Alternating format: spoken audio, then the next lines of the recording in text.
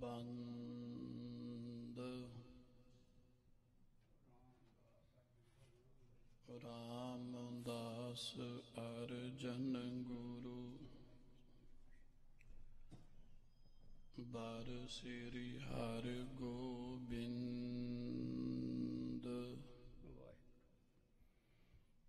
ਹਰਿ ਰਾਇ ਹਰਿ ਕ੍ਰਿਸ਼ਨ ਗੁਰ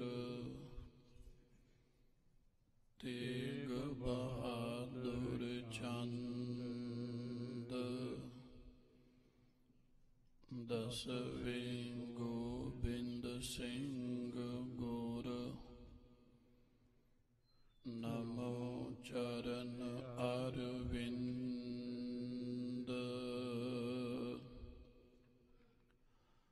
ਜਿਸ ਮਹਿ ਅੰਮ੍ਰਿਤ ਗਿਆਨ ਹੈ ਮਾਣਿਕ ਭਗਤ ਵਿਰਾਗ। ਗੁਰੂ ਗ੍ਰੰਥ ਸਾਹਿਬ ਉਧਦ ਬੰਦੋਂ ਕਰ ਅਨੁਰਾਗ। ਸ਼੍ਰੀ ਗੁਰੂ ਸ਼ਬਦ ਕਮਾਏ ਜਿਨ ਜੀਤੇ ਪੰਚ ਵਿਕਾਰ। ਤਿਨ ਸੰਤਨ ਕੋ ਬੰਦਨਾ ਸਿਰ ਚਰਨਨ ਪਰਤਾਰ।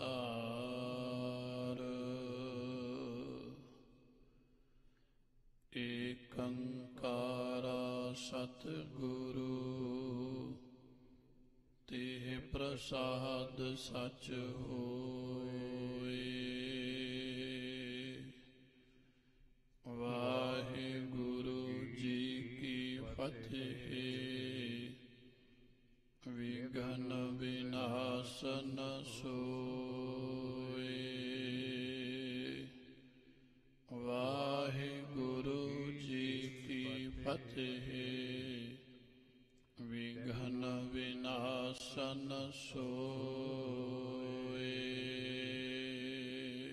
ਸਤਨਾਮ ਸ੍ਰੀ ਵਾਹਿਗੁਰੂ ਸਾਹਿਬ ਜੀ। ਸੁਣ ਪੰਡਤ ਤੇ ਗੁਰੂ ਪ੍ਰਬੀਨ ਹੰਕਾਰਤ ਕੋ ਉਤਰ ਦੀਨ। ਤਪ ਆਦਿਕ ਮਖ ਕਰ ਬੇਕਰਮ ਏ ਤੋ ਤੀਨ ਜੁਗਨ ਕੋ ਧਰਮ। ਸੁਣ ਪੰਡਤ ਤੇ ਗੁਰੂ ਪ੍ਰਬੀਨ। ਵਾਹਿਗੁਰੂ ਜੀ ਕਾ ਖਾਲਸਾ ਵਾਹਿਗੁਰੂ ਜੀ ਕੀ ਫਤਿਹ। ਸਾਹਿਬੇ ਆਲਮ ਗਿਆਨ ਸਰੂਪ ਚਵਰ ਛਤਰ ਤਖਤ ਦੇ ਮਾਲਿਕ ਜੁਗੋ ਜੁਗ ਅਟਲ ਧੰਨ ਧੰਨ ਆਦ ਸਤਿਗੁਰੂ ਸ਼੍ਰੀ ਗੁਰੂ ਗ੍ਰੰਥ ਸਾਹਿਬ ਮਹਾਰਾਜ ਜੀਆਂ ਦੀ ਅਪਾਰ ਬਖਸ਼ਿਸ਼ ਹੋ ਰਹੀ ਹੈ। ਸੰਧਿਆ ਸਮੇਂ ਦੇ ਸਜ ਰਹੇ ਸੁੰਦਰ ਦੀਵਾਨਾਂ ਅੰਦਰ ਵਡਭਾਗੀ ਸਿੱਖ ਸੰਗਤਾਂ ਨੇ ਹਾਜ਼ਰੀ ਭਰਦਿਆਂ ਹੋਇਆਂ ਸਤਿਗੁਰਾਂ ਦੀ ਅੰਮ੍ਰਿਤਮਈ ਬਾਣੀ ਦਾ ਨਿਤਨੇਮ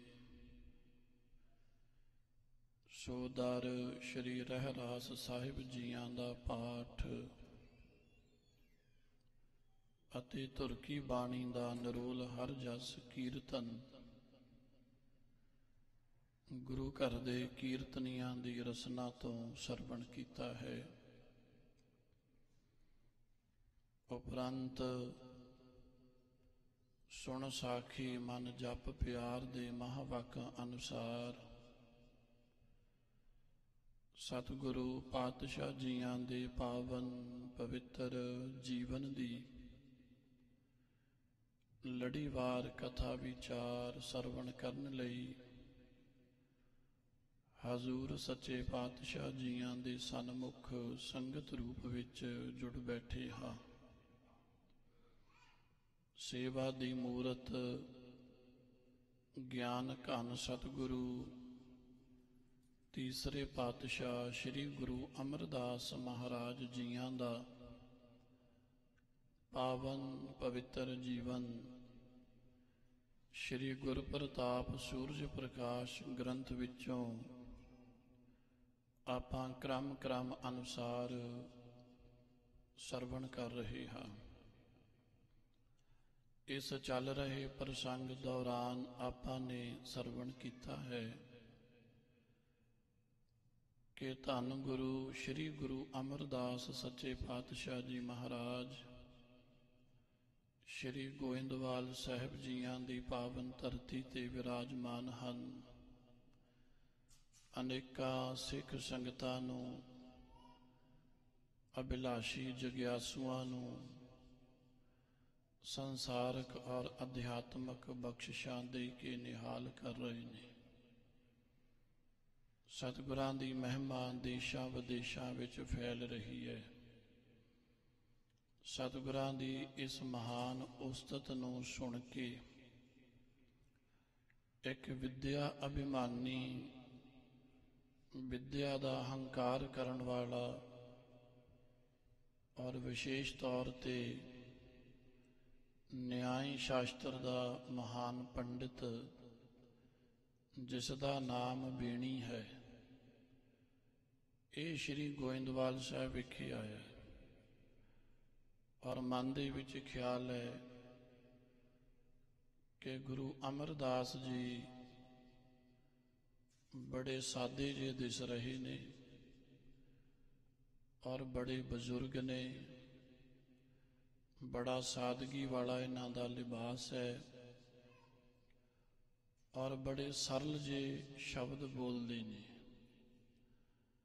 ਇਸ ਨੂੰ ਇਉਂ ਲੱਗਾ ਹੈ ਕਿ ਗੁਰੂ ਜੀ ਦੇ ਪਾਸ ਕੋਈ ਸ਼ਾਸਤਰਾਂ ਦਾ, ਕੋਈ ਇਸ ਤਰ੍ਹਾਂ ਦਾ ਡੂੰਘਾ ਗਿਆਨ ਨਹੀਂ ਹੈ, ਪਰ ਉਹ ਸਤਿਗੁਰੂ ਦੀ ਮਹਿਮਾ ਨੂੰ, ਸਤਿਗੁਰੂ ਦੀ ਸਰੂਪ ਨੂੰ ਅਸਲ ਵਿੱਚ ਜਾਣਦਾ ਨਹੀਂ। ਜਿਸ ਤਰ੍ਹਾਂ ਬ੍ਰਹਮ ਗਿਆਨੀ ਭਾਈ ਗੁਰਦਾਸ ਸਾਹਿਬ ਜੀ ਦਾ ਬਚਨ ਹੈ, ਸਤਿਗੁਰ ਅਗਮ ਅਗਾਧ ਪੁਰਖ ਕਿਹੜਾ ਝੱਲੇ ਗੁਰੂ ਦੀ ਝਾਲਾ। ਸਮਰੱਥ ਗੁਰੂ ਦੀ ਸਮਰਥਾ ਦਾ ਇਸ ਨੂੰ ਗਿਆਨ ਨਹੀਂ ਹੈ। ਕੇਵਲ ਧਰਮ ਗ੍ਰੰਥਾਂ ਨੂੰ ਪੜ੍ਹ ਕੇ ਖੁਸ਼ਕ ਗਿਆਨ ਇਸ ਨੇ ਜ਼ਰੂਰ ਇਕੱਠਾ ਕਰ ਲਿਆ ਹੈ, ਜਿਸ ਨੂੰ ਸਤਿਗੁਰਾਂ ਨੇ ਪਵਿੱਤਰ ਬਾਣੀ ਵਿੱਚ ਚੁੰਚ ਗਿਆਨੀ ਵੀ ਕਿਹਾ ਹੈ। ਗੁਰੂ ਅਮਰਦਾਸ ਪਾਤਸ਼ਾਹ ਜੀਆਂ ਦੀ ਸੰਗਤ ਵਿੱਚ ਆ ਕੇ ਗੁਰੂ ਅਮਰਦਾਸ ਪਾਤਸ਼ਾਹ ਜੀਆਂ ਨੂੰ ਕਹਿਣ ਲੱਗਾ ਕਿ ਗੁਰੂ ਜੀ, ਜੋ ਸ਼ਾਸਤਰ ਦਾ ਗਿਆਨ ਹੈ, ਸ਼ਾਸਤਰ ਦਾ ਸਿਧਾਂਤ ਹੈ, ਜਪ ਕਰਨਾ, ਤਪ ਕਰਨਾ, ਵਰਤ ਰੱਖਣੇ, ਤੀਰਥ ਇਸ਼ਨਾਨ ਕਰਨੇ ਇਤਿਆਦਿਕ ਯੱਗ ਆਦਿਕ ਜੋ ਕਰਮ ਨੇ, ਕਿਉਂਕਿ ਵੇਦਾਂ ਦਾ ਜਿਹੜਾ ਮੁੱਖ ਸਿਧਾਂਤ ਇਹ ਹੈ, ਜਿਸ ਨੂੰ 6 ਕਰਮ ਕਹਿੰਦੇ ਨੇ। ਵਿਦਿਆ ਪੜ੍ਹਨੀ ਤੇ ਪੜ੍ਹਾਉਣੀ, ਦਾਨ ਦੇਣਾ ਤੇ ਲੈਣਾ, ਯੱਗ ਕਰਨਾ ਤੇ ਕਰਾਉਣਾ। 6 ਕਰਮ ਜਿਹੜੇ ਨੇ ਸ਼ਾਸਤਰ ਦੇ ਵਿੱਚ ਜ਼ਰੂਰੀ ਦੱਸੇ ਨੇ। ਇਹ ਬੇਣੀ ਪੰਡਤ ਕਹਿੰਦਾ, ਮਹਾਰਾਜ ਇਹ ਤੁਹਾਡੇ ਪੰਥ ਵਿੱਚ ਇਹ ਕਰਮ ਮੈਂ ਦੇਖਦਾ ਨਹੀਂ ਹਾਂ। ਜੇ ਤੁਸੀਂ ਚਾਹੁੰਦੇ ਹੋ ਕਿ ਤੁਹਾਡੇ ਸਿੱਖਾਂ ਦਾ, ਸੰਗਤਾਂ ਦਾ ਭਲਾ ਹੋਵੇ, ਜੀਵਨ ਸਫਲ ਹੋਵੇ, ਫਿਰ ਇਹ ਉਪਦੇਸ਼ ਇਹਨਾਂ ਨੂੰ ਦ੍ਰਿੜ ਕਰਾਓ ਤਾਂ ਕਿ ਇਹਨਾਂ ਦਾ ਭਲਾ ਹੋ ਸਕੇ। ਯੱਗ ਕਰਨਾ, ਤਪ ਕਰਨਾ, ਵਰਤ ਰੱਖਣੇ। ਤੋ ਧੰਨ ਗੁਰੂ ਸ੍ਰੀ ਗੁਰੂ ਅਮਰਦਾਸ ਸੱਚੇ ਪਾਤਸ਼ਾਹ ਜੀਆਂ ਨੇ ਜਾਣਿਆ ਹੈ ਕਿ ਇਸ ਦੇ ਅੰਦਰ ਅਖਰੀ ਗਿਆਨ ਦੀ ਹਉਮੈ ਹੋ ਚੁੱਕੀ ਹੈ। ਸ਼ਾਸਤਰਾਂ ਦਾ ਗਿਆਨ ਇਸ ਦੇ ਜੀਵਨ ਉੱਪਰ ਬੋਝ ਬਣ ਚੁੱਕਾ ਹੈ। ਇਸ ਕਰਕੇ ਭਲੇ ਪੁਰਖਾਂ ਨੂੰ ਜਾਣ ਬੁੱਝ ਕੇ ਬੇਇੱਜ਼ਤ ਕਰਨ ਵਾਸਤੇ ਫਿਰ ਰਿਹਾ ਹੈ, ਕਿਉਂਕਿ ਆਪਾਂ ਇਸ ਦੇ ਜੀਵਨ ਬਾਰੇ ਸਰਵਣ ਕਰ ਚੁੱਕੇ ਹਾਂ ਕਿ ਇਹ ਜਿੱਥੇ ਵੀ ਕੋਈ ਸੁਣਦਾ ਹੈ, ਕੋਈ ਭਲਾਪੁਰ, ਕੋਈ ਸਾਧੂ ਮਹਾਤਮਾ, ਕੋਈ ਵਿਦਵਾਨ, ਉੱਥੇ ਹੀ ਚਲੇ ਜਾਂਦਾ ਹੈ ਔਰ ਜਾ ਕੇ ਕਹਿੰਦਾ ਕਿ ਜੇ ਤੂੰ ਇਤਨਾ ਹੀ ਵਿਦਵਾਨ ਹੈ ਤੇ ਮੇਰੇ ਨਾਲ ਚਰਚਾ ਕਰ, ਔਰ ਜੇ ਚਰਚਾ ਵਿੱਚ ਜਿਹੜਾ ਹਾਰ ਜਾਏਗਾ ਉਸ ਨੂੰ ਆਪਣੇ ਗ੍ਰੰਥ ਦੇਣੇ ਪੈਣਗੇ। ਇਉਂ ਕਹਿੰਦੇ ਅਜੇ ਤੱਕ ਹੀ ਬੇਣੀ ਪੰਡਤ ਕਿਸੇ ਕੋਲੋਂ ਹਾਰਿਆ ਨਹੀਂ ਹੈ, ਜਿੱਥੇ ਵੀ ਜਾਂਦਾ ਹੈ ਇਹ ਸ਼ਾਸਤਰ ਚਰਚਾ ਦੇ ਵਿੱਚ ਜਿੱਤ ਜਾਂਦਾ ਹੈ। ਇਉਂ ਕਹਿੰਦੇ ਇਸ ਦੇ ਪਾਸ ਕਿਤਾਬਾਂ ਦੇ, ਧਰਮ ਗ੍ਰੰਥਾਂ ਦੇ ਬਹੁਤ ਢੇਰ ਲੱਗ ਗਏ ਨੇ, ਜਿਨ੍ਹਾਂ ਨੂੰ ਊਠਾਂ ਤੇ ਗੱਡਿਆਂ ਤੇ ਲੱਦ ਕੇ ਆਪਣੇ ਨਾਲ ਹੀ ਰੱਖਦਾ ਹੈ ਔਰ ਬੜੀ ਇਹਦੀ ਮਹਿਮਾ ਹੁੰਦੀ ਹੈ, ਬੜੀ ਪ੍ਰਸਿੱਧੀ ਹੈ। ਵੱਡੇ ਵੱਡੇ ਰਾਜੇ ਮਹਾਰਾਜੇ ਧਨਾੜ ਲੋਕ ਇਹਦੇ ਸ਼ਰਧਾਲੂ ਬਣੇ ਹੋਏ ਨੇ। ਸੋ ਐਸੇ ਮਾਣ ਔਰ ਹੰਕਾਰ ਦਾ ਭਰਿਆ ਹੋਇਆ ਸ੍ਰੀ ਗੁਰੂ ਅਮਰਦਾਸ ਪਾਤਸ਼ਾਹ ਜੀਆਂ ਦੇ ਸਨਮੁਖ ਆ ਕੇ ਕਹਿੰਦਾ ਕਿ ਮਹਾਰਾਜ ਜੋ ਮੈਂ ਉਪਦੇਸ਼ ਦੇਵਾਂ ਉਹ ਸੰਗਤ ਨੂੰ ਦ੍ਰਿੜ ਕਰਾਓ। ਐਸਾ ਬਚਨ ਜਦੋਂ ਸਤਿਗੁਰਾਂ ਨੇ ਸੁਣਿਆ ਤੇ ਹਜ਼ੂਰ ਸੱਚੇ ਪਾਤਸ਼ਾਹ ਜੀ ਇਸ ਦੇ ਅਹੰਕਾਰ ਵਾਲੀ ਬਿਰਤੀ ਨੂੰ ਕਿਵੇਂ ਦੂਰ ਕਰਦੇ ਨੇ ਔਰ ਇਸ ਦੇ ਸੰਬੰਧ ਵਿੱਚ ਜੋ ਬਚਨ ਉਚਾਰਨ ਕਰਦੇ ਨੇ, ਜੋ ਸਿੱਖਿਆ ਦਿੰਦੇ ਨੇ, ਸਤਿਗੁਰਾਂ ਦੀ ਉਹ ਮਹਾਨ ਸਿੱਖਿਆ ਅੱਜ ਵੀ ਸਾਡੇ ਵਾਸਤੇ ਕਲਿਆਣਕਾਰੀ ਹੈ। ਉਹ ਸਤਿਗੁਰਾਂ ਦਾ ਪਾਵਨ ਉਪਦੇਸ਼ ਇਸ ਅਧਿਆਏ ਵਿੱਚ ਚੂੜਾਮਣ ਮਹਾਕਵੀ ਭਾਈ ਸੰਤੋਖ ਸਿੰਘ ਸਾਹਿਬ ਜੀਆਂ ਨੇ ਲਿਖਿਆ ਹੈ।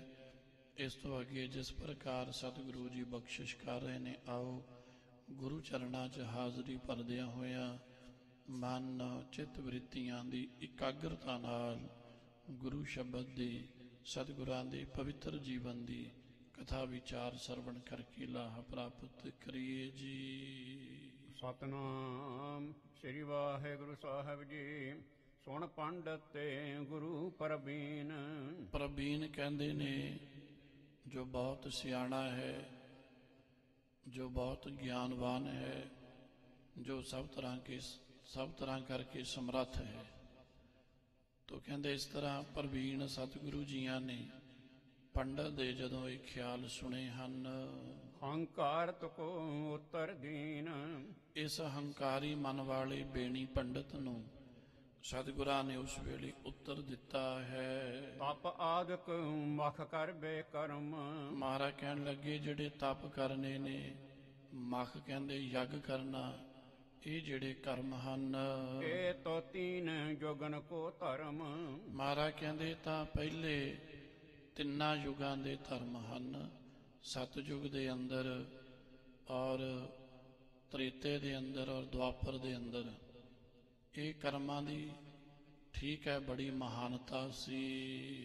ਅਬ ਜੋ ਨਰ ਹੋਏ ਕਲ ਮਾਹੀ। ਮਹਾਰਾਜ ਕਹਿੰਦੇ ਹੁਣ ਜੋ ਕਲਯੁਗ ਦਾ ਸਮਾਂ ਹੈ, ਇਸ ਕਲਯੁਗ ਦੇ ਸਮੇਂ ਅੰਦਰ ਜਿਹੜੇ ਜੀਵਾਂ ਦਾ ਸੰਸਾਰ ਵਿੱਚ ਆਉਣਾ ਹੁੰਦਾ ਹੈ, ਕਿਸੂ ਕਰਨ ਕੀ ਸਮਰੱਥਾ ਨਹੀਂ। ਮਹਾਰਾਜ ਕਹਿੰਦੇ ਇਹ ਜਿਹੜੇ ਕਠਨ ਕਰਮ ਨੇ, ਇਹ ਕਰਮ ਕਰਨ ਦੀ ਕਿਸੇ 'ਚ ਸਮਰੱਥਾ ਨਹੀਂ ਹੈ ਕਲਯੁਗ ਦੇ ਸਮੇਂ ਅੰਦਰ।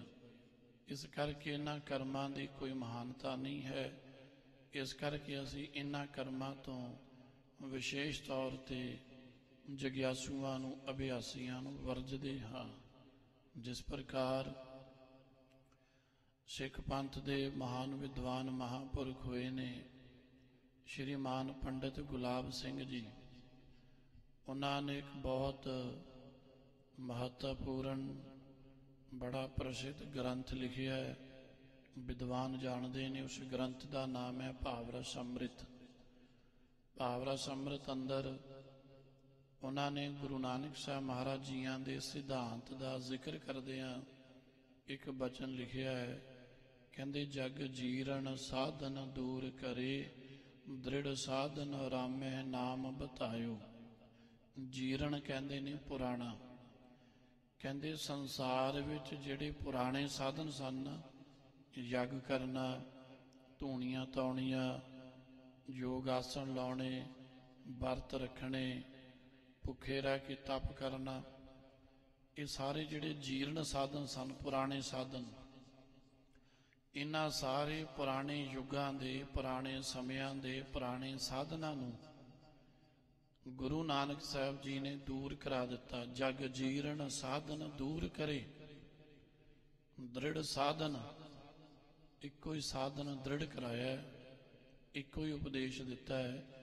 ਦ੍ਰਿੜ ਸਾਧਨ ਰਾਮੈ ਨਾਮ ਬਤਾਇਓ।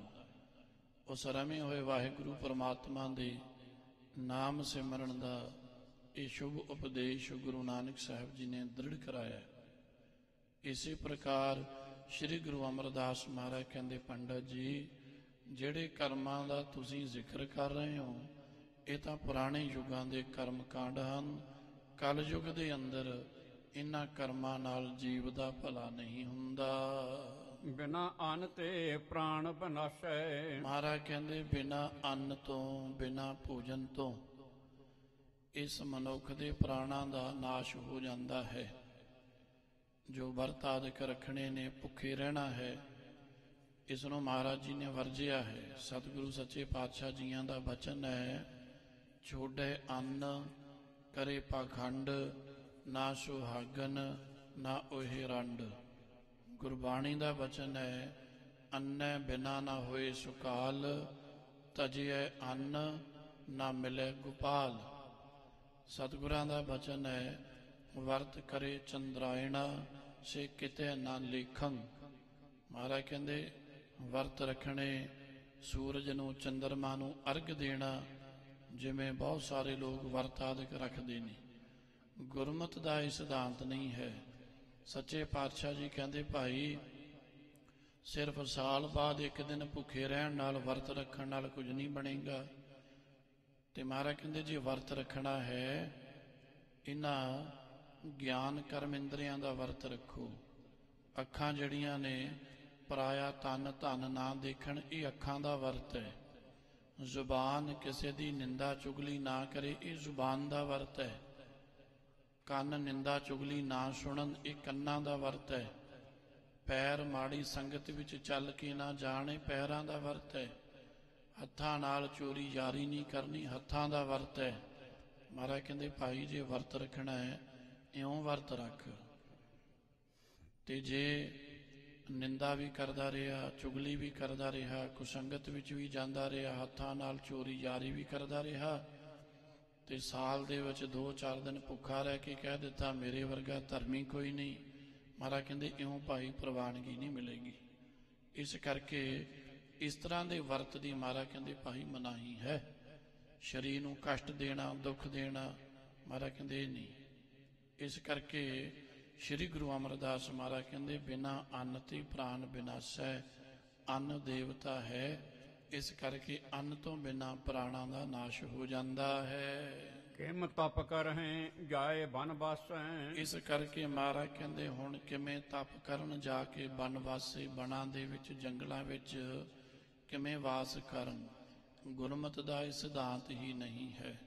ਹਜ਼ੂਰ ਸੱਚੇ ਪਾਤਸ਼ਾਹ ਮਹਾਰਾਜ ਜੀ ਕਹਿੰਦੇ ਨੇ ਕਿ ਆਪਣੇ ਘਰ ਦੇ ਵਿੱਚ ਹੀ, ਆਪਣੇ ਘਰ ਨੂੰ ਹੀ ਬਨ ਦੇ ਸਮਾਨ ਜਾਣਨਾ ਹੈ। ਘਰ ਦੇ ਵਿੱਚ ਰਹਿੰਦੇ ਆ, ਸੰਸਾਰ ਵਿੱਚ ਰਹਿੰਦੇ ਆ, ਕੰਮ ਧੰਦੇ ਕਰਦੇ ਆ, ਜ਼ਿੰਮੇਵਾਰੀਆਂ ਨਿਭਾਉਂਦਿਆਂ ਹੋਇਆਂ, ਮਹਾਰਾਜ ਕਹਿੰਦੇ, ਨਿਰਲੇਪਤਾ ਜਿਹੜੀ ਹੈ ਆਪਣੇ ਜੀਵਨ ਵਿੱਚ ਧਾਰਨ ਕਰਨੀ ਹੈ। ਇਉਂ ਮਹਾਰਾਜ ਕਹਿੰਦੇ, ਵਾਹਿਗੁਰੂ ਦੀ ਪ੍ਰਾਪਤੀ ਹੁੰਦੀ ਹੈ। ਗਰਭ ਨਹੀਂ ਅਰ ਬਲ ਕੁਛ ਨਹੀਂ। ਮਹਾਰਾਜ ਕਹਿੰਦੇ, ਫਿਰ ਜਿਹੜਾ ਯੱਗ ਆਦਿਕ ਤੁਸੀਂ ਕਹਿੰਦੇ ਹੋ, ਇਹ ਵੱਡੇ ਵੱਡੇ ਯੱਗ ਕੌਣ ਕਰ ਸਕਦਾ ਹੈ? ਪੁਰਾਣੇ ਸਮਿਆਂ ਦੇ ਜੋ ਵੱਡੇ ਵੱਡੇ ਰਾਜੇ ਮਹਾਰਾਜਿਆਂ ਦਾ ਜੀਵਨ ਆਪਾਂ ਪੜਾਂਗੇ ਹਿਸਟਰੀ ਚੋਂ, ਤਾਂ ਸਾਧ ਸੰਗਤ ਜੀ, ਐਸੇ ਵੱਡੇ ਵੱਡੇ ਜਿਹੜੇ ਯੱਗ ਨੇ, ਇੱਕ ਯੱਗ ਐਸਾ ਜਿਸ ਨੂੰ ਨਰਮੇਧ ਯੱਗ ਕਹਿੰਦੇ ਨੇ। ਹੁਣ ਦੇਖੋ, ਨਰਮੇਧ ਯੱਗ ਕੀ ਹੈ? ਮੇਧ ਦਾ ਅਰਥ ਹੁੰਦਾ ਮਾਰਨਾ, ਨਰ ਦਾ ਅਰਥ ਹੈ ਮਨੁੱਖ। ਉਸ ਯੱਗ ਦੇ ਵਿੱਚ ਮਨੁੱਖ ਦੀ ਬਲੀ ਦਿੱਤੀ ਜਾਂਦੀ ਸੀ। ਮਹਾਰਾਜ ਕਹਿੰਦੇ, ਭਾਈ, ਇਸ ਤਰ੍ਹਾਂ ਦਾ ਜਿਹੜਾ ਯੱਗ ਹੈ, ਇਹ ਹੁਣ ਪ੍ਰਵਾਨੀ ਹੈ। ਇਸ ਯੱਗ ਦਾ ਕੋਈ ਲਾਭ ਨਹੀਂ ਹੈ। ਕਿਸੇ ਬੰਦੇ ਦੀ ਬਲੀ ਦੇ ਕੇ ਰੱਬ ਦੀ ਪ੍ਰਾਪਤੀ ਕਿਵੇਂ ਹੋਵੇਗੀ? ਨਰਮੇਧ ਯੱਗ ਹੈ।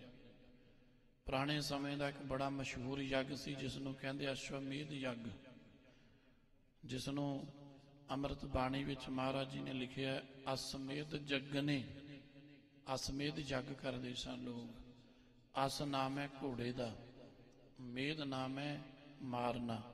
ਉਸ ਯੱਗ ਵਿੱਚ ਘੋੜੇ ਨੂੰ ਮਾਰਿਆ ਜਾਂਦਾ ਸੀ, ਘੋੜੇ ਦੀ ਬਲੀ ਦਿੱਤੀ ਜਾਂਦੀ ਸੀ, ਘੋੜੇ ਦਾ ਲਹੂ ਉਹਦੇ ਵਿੱਚ ਪਾਇਆ ਜਾਂਦਾ ਸੀ। ਤੇ ਘੋੜੇ ਦੀ ਅੱਜ ਦੇ ਸਮੇਂ ਕਿੰਨੀ ਕੀਮਤ ਹੈ, ਗਰੀਬ ਬੰਦਾ ਯੱਗ ਕਿਵੇਂ ਕਰੇਗਾ। ਇਸ ਕਰਕੇ ਮਹਾਰਾਜ ਕਹਿੰਦੇ ਪੰਡਤ ਜੀ ਇਹ ਯੱਗ ਆਦਿਕ ਜਿਹੜੇ ਪੁਰਾਣੇ ਸਮਿਆਂ ਦੇ ਧਰਮ ਹਨ, ਕਰਮ ਹਨ, ਇਹ ਪੁਰਾਣੇ ਸਮਾਂ ਲੰਘ ਚੁੱਕਾ ਹੈ। ਕਲਯੁਗ ਦੇ ਜੀਵਾਂ ਵਾਸਤੇ ਇਸ ਤਰ੍ਹਾਂ ਦੇ ਕਰਮ ਧਰਮ ਲੋੜੀਂਦੇ ਨਹੀਂ ਹਨ। ਕਹਾਂ ਸ਼ਗਤ ਮਖ ਕਰ ਬੇਮਾਹੀ। ਇਸ ਕਰਕੇ ਇਸ ਤਰ੍ਹਾਂ ਦੇ ਮਖ ਯੱਗ ਆਦਿ ਕਰਮ ਕਰਨ ਦੀ ਇਹਨਾਂ ਅੱਜ ਦੇ ਕਲਯੁਗ ਦੇ ਸਮੇਂ ਦੇ ਜੀਵਾਂ ਵਿੱਚ ਸ਼ਕਤੀ ਨਹੀਂ ਹੈ। ਕਰਮ ਕਾਂਡ ਮਹਿ ਜੇ ਅਬ ਲਾਗੈ। ਇਸ ਕਰਕੇ ਮਹਾਰਾਜ ਕਹਿੰਦੇ ਨੇ ਜੇ ਕਲਯੁਗ ਦੇ ਸਮੇਂ ਦੇ ਜੀਵ ਇਸ ਤਰ੍ਹਾਂ ਦੇ ਕਰਮ ਕਾਂਡਾਂ ਦੇ ਵਿੱਚ ਲੱਗ ਜਾਣ, ਕਿਮ ਹੋਏ ਆਵੈ ਸਭ ਦਿਨ ਭਾਗੈ। ਮਹਾਰਾਜ ਕਹਿੰਦੇ ਇਹ ਕਰਮ ਕਾਂਡ ਇਹਨਾਂ ਕੋਲੋਂ ਕਿਵੇਂ ਹੋ ਸਕਦੇ ਨੇ, ਕਿਉਂਕਿ ਸਭ ਦਿਨ ਭਾਗੈ। ਜ਼ਿੰਦਗੀ ਦਾ ਸਮਾਂ ਲੰਘ ਰਿਹਾ ਹੈ ਔਰ ਸਾਰਾ ਦਿਨ ਆਪਣੇ ਗੁਜ਼ਾਰੇ ਵਾਸਤੇ, ਆਪਣੇ ਪਰਿਵਾਰ ਨੂੰ, ਪੇਟ ਨੂੰ ਪਾਲਣ ਵਾਸਤੇ ਸੰਸਾਰੀ ਜੀਵ ਜਿਹੜੇ ਨੇ ਕੰਮ ਧੰਦਿਆਂ 'ਚ ਜੁੜੇ ਰਹਿੰਦੇ ਨੇ। ਇਸ ਕਰਕੇ ਇਹ ਸ਼ਾਸਤਰਾਂ ਵਿੱਚ ਜਿਹੜੇ ਕਰਮ ਕਾਂਡ ਦੱਸੇ ਨੇ, ਇਹ ਕਰਮ ਕਾਂਡ ਕਰਨ ਵਾਸਤੇ ਇੱਕ ਤਾਂ ਬੰਦੇ ਕੋਲ ਬਹੁਤ ਧਨ ਚਾਹੀਦਾ ਹੈ, ਦੂਸਰਾ ਬੰਦਾ ਵਿਹਲਾ ਚਾਹੀਦਾ ਹੈ।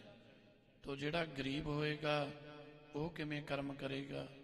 ਤੋ ਜਿਹੜਾ ਕੰਮ ਕਾਰ ਕਰਨ ਵਾਲਾ, ਕਿਰਤ ਵਿਰਤ ਕਰਨ ਵਾਲਾ ਹੈ, ਜਿਹਦੇ ਕੋਲ ਸਮਾਂ ਨਹੀਂ ਹੈ, ਇਹਦਾ ਮਤਲਬ ਫਿਰ ਉਹ ਤਾਂ ਰੱਬ ਦੀ ਪ੍ਰਾਪਤੀ ਨਹੀਂ ਕਰ ਸਕਦਾ।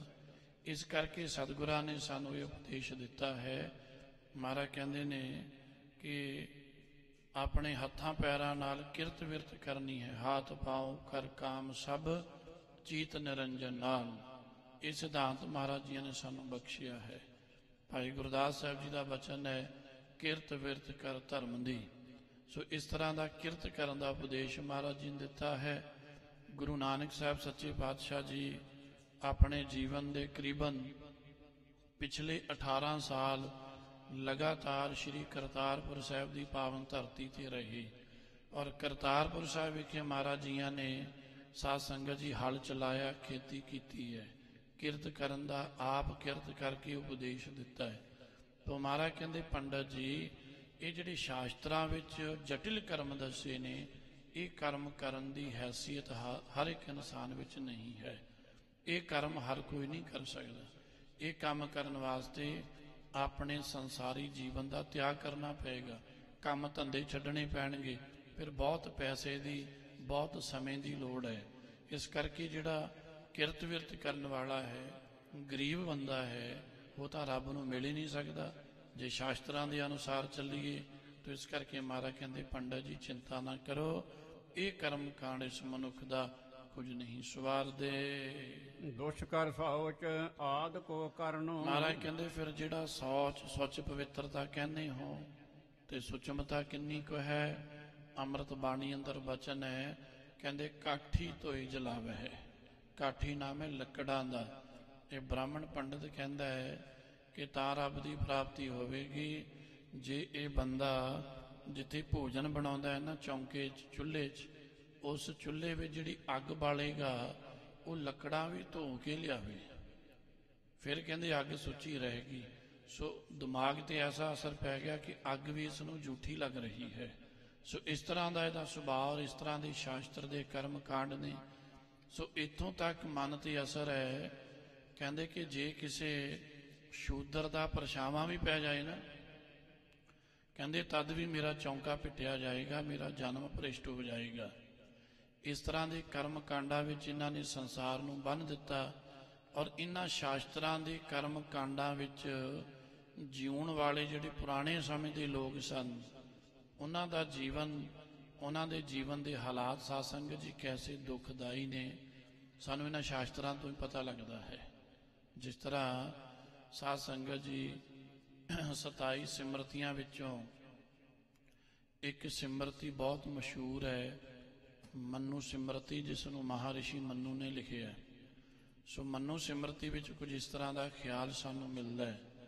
ਕਹਿੰਦੇ ਕਿ ਜਿਹੜਾ ਗਰੀਬ ਵਿਅਕਤੀ ਹੈ ਜਾਂ ਸ਼ੂਦਰ ਜਿਸ ਨੂੰ ਕਿਹਾ ਗਿਆ ਹੈ, ਕਹਿੰਦੇ ਉਹਦੇ ਵਾਸਤੇ ਇਹ ਨਿਯਮ ਹੈ ਕਿ ਉਹ ਪਿੰਡ ਤੋਂ ਬਾਹਰ-ਬਾਹਰ ਆਪਣਾ ਘਰ ਬਣਾਏ, ਜਿੱਥੇ ਉੱਚ ਦਰਜੇ ਦੇ ਲੋਕ ਰਹਿੰਦੇ ਨੇ ਉਹਨਾਂ ਤੋਂ ਅਲੱਗ ਰਹੇ, ਕਿਸੇ ਨਗਰ ਵਿੱਚ ਕਿਸੇ ਸ਼ਹਿਰ ਵਿੱਚ ਪ੍ਰਵੇਸ਼ ਨਾ ਕਰੇ।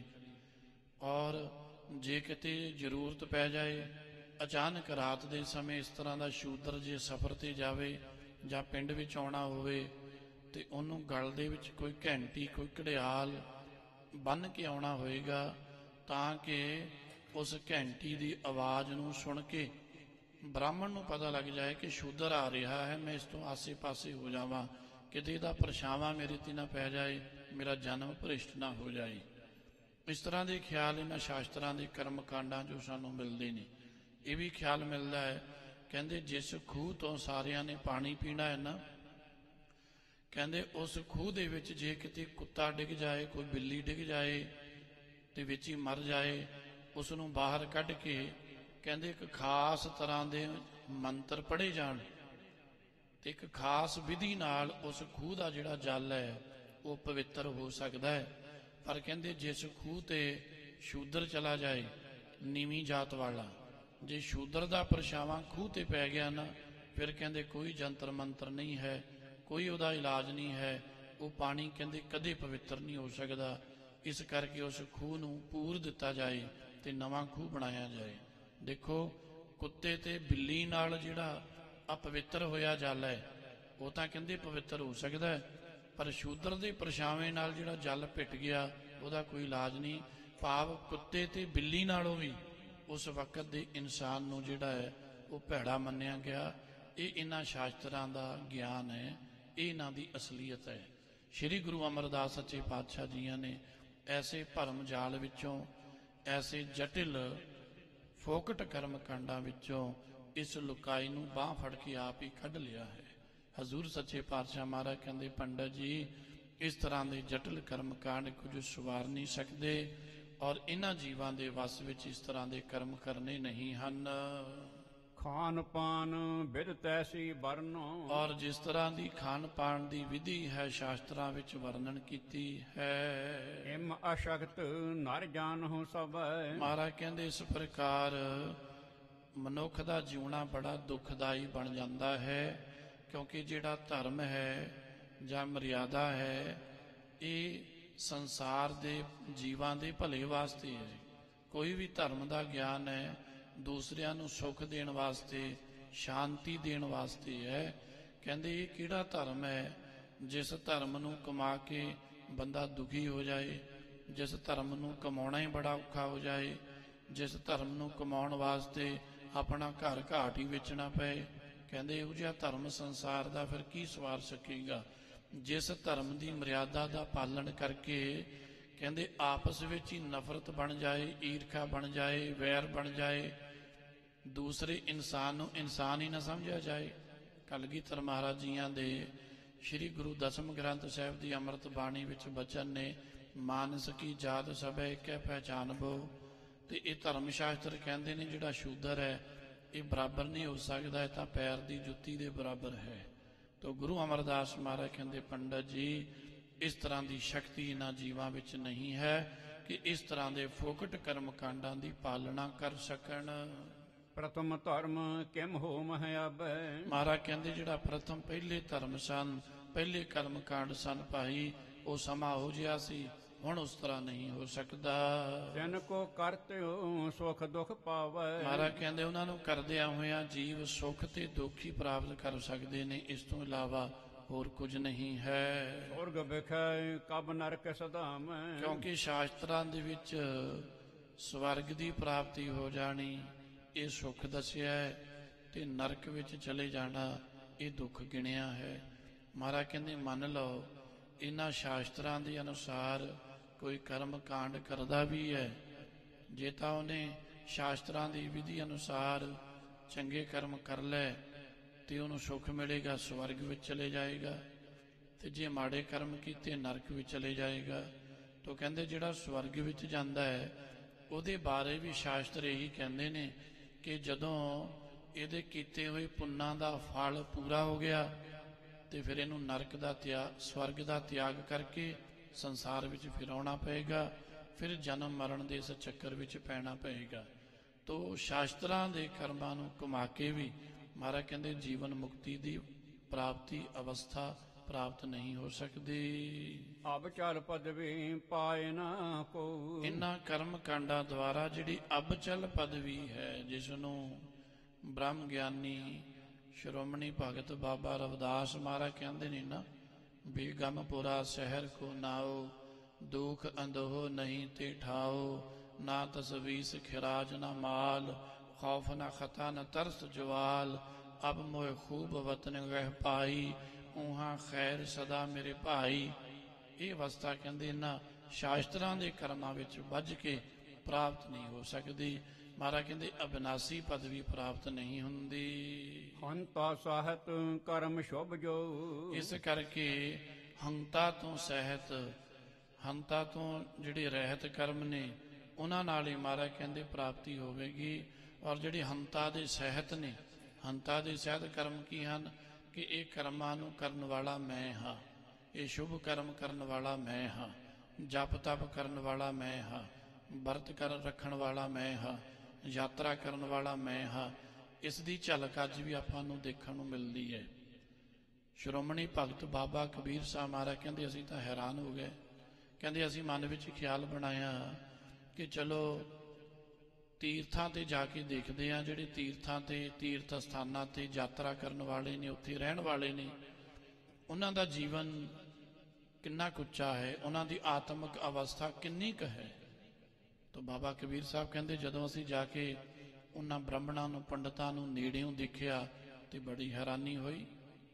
ਤੀਰਥ ਜਾਓ ਤਾਂ ਹਉ ਹਉ ਕਰਤੇ, ਉੱਥੇ ਤਾਂ ਹਉ ਹਉ ਹੀ ਸੀ ਕਿ ਮੈਂ ਇੰਨੇ ਇਸ਼ਨਾਨ ਕਰ ਲਏ, ਇੰਨੀ ਯਾਤਰਾ ਕਰ ਲਈ। ਪੰਡਤ ਪੁੱਛੋ ਤਾਂ ਮਾਇਆ ਰਾਤੇ, ਪੰਡਤਾਂ ਨੂੰ ਪੁੱਛਿਆ ਤਾਂ ਮਾਇਆ ਵਿੱਚ ਫਸੇ ਹੋਏ ਨੇ, ਤੇ ਤੀਰਥ ਯਾਤਰੀ ਹੰਕਾਰ ਵਿੱਚ ਫਸੇ ਹੋਏ ਨੇ। ਇਹਦੀ ਝਲਕ ਅੱਜ ਵੀ ਆਪਾਂ ਨੂੰ ਦੇਖਣ ਨੂੰ ਮਿਲਦੀ ਹੈ।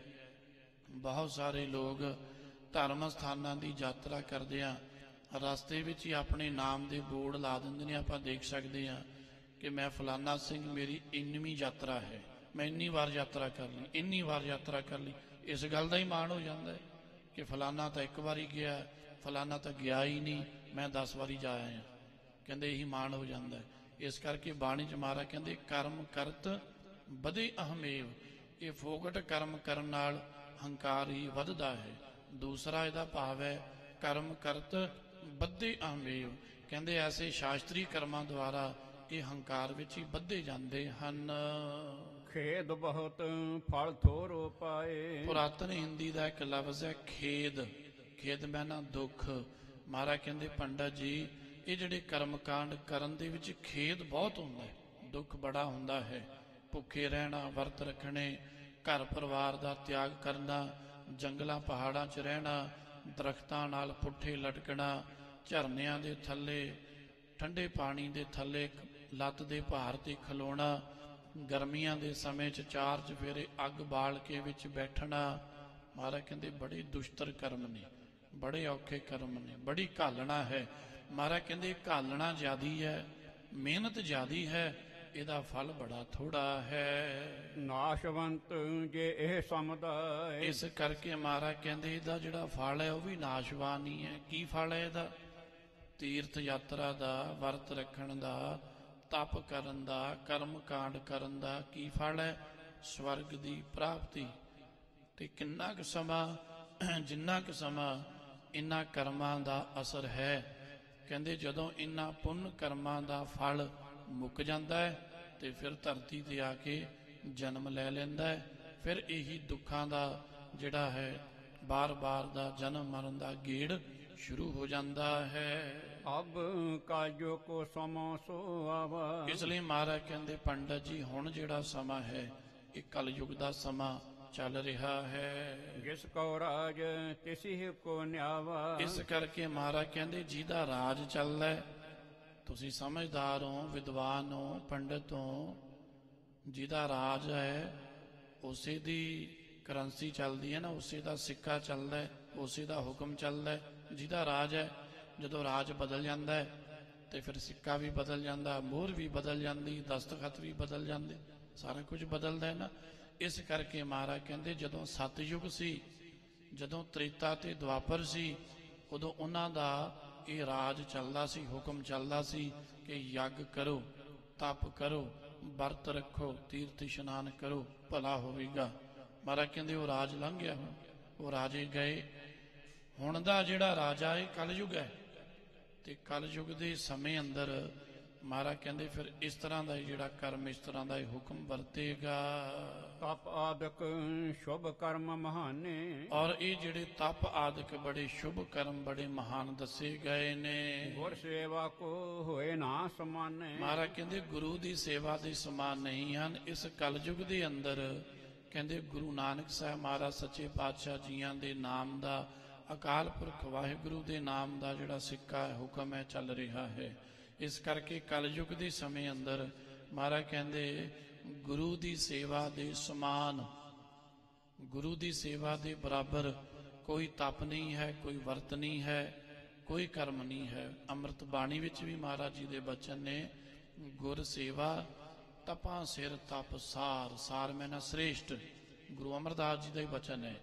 ਕਹਿੰਦੇ ਗੁਰੂ ਦੀ ਸੇਵਾ ਦੇ ਬਰਾਬਰ ਕੋਈ ਤਪ ਨਹੀਂ, ਕੋਈ ਜਪ ਨਹੀਂ, ਕੋਈ ਸੇਵਾ ਨਹੀਂ ਹੈ।